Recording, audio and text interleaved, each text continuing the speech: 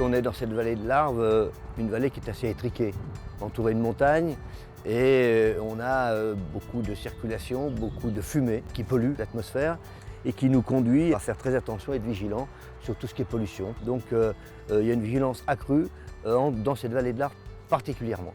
Le Pays Rochois a voulu être innovateur et parler d'environnement dans son plein sens de l'environnement. De Grémont nous a proposé conjointement et en partenariat avec Prodéval de mettre une unité de dépollution.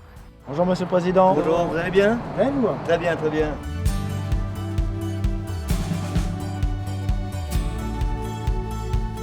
C'est la première unité de production de biométhane par technologie membranaire installée sur une station d'épuration en France.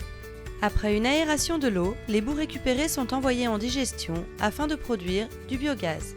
Le biogaz épuré devient alors du biométhane. La production et l'utilisation du biométhane participent à la transition énergétique de la vallée de l'Arve. C'est une unité d'épuration membranaire pour produire du biométhane à partir du biogaz brut.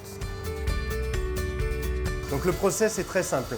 Le biogaz pré-traité et compressé passe par là et va rejoindre les 3 étages de membrane. Les membranes elles-mêmes sont composées de polymères qui permettent la séparation du méthane et du CO2. Les 2 premiers étages de membrane permettent tout de suite d'atteindre une haute qualité de méthane dans le biométhane. Donc là, vous voyez, nous sommes à plus de 97,5% de méthane dans le biométhane. Ensuite, vous avez le 3e étage de membrane qui permet, lui, d'épurer au maximum le gaz et d'atteindre des rendements de 99,5% et d'avoir un taux proche et même inférieur à 0,5% de méthane dans les gaz de purge.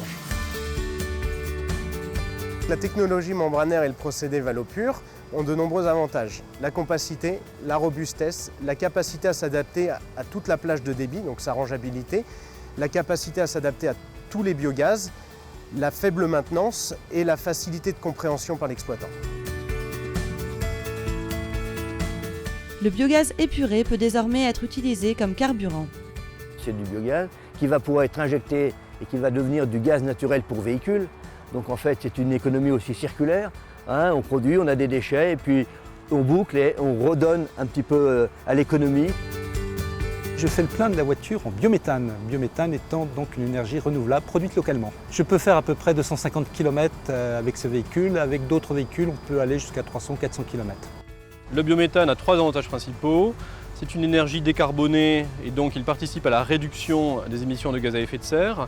Il participe également à l'indépendance énergétique des territoires et utilisé en tant que carburant permet également d'avoir un effet positif sur la santé publique car il n'émet pas de particules. Aujourd'hui, la production de biométhane est en pleine ascension. C'est une filière naissante dont le potentiel de développement est important.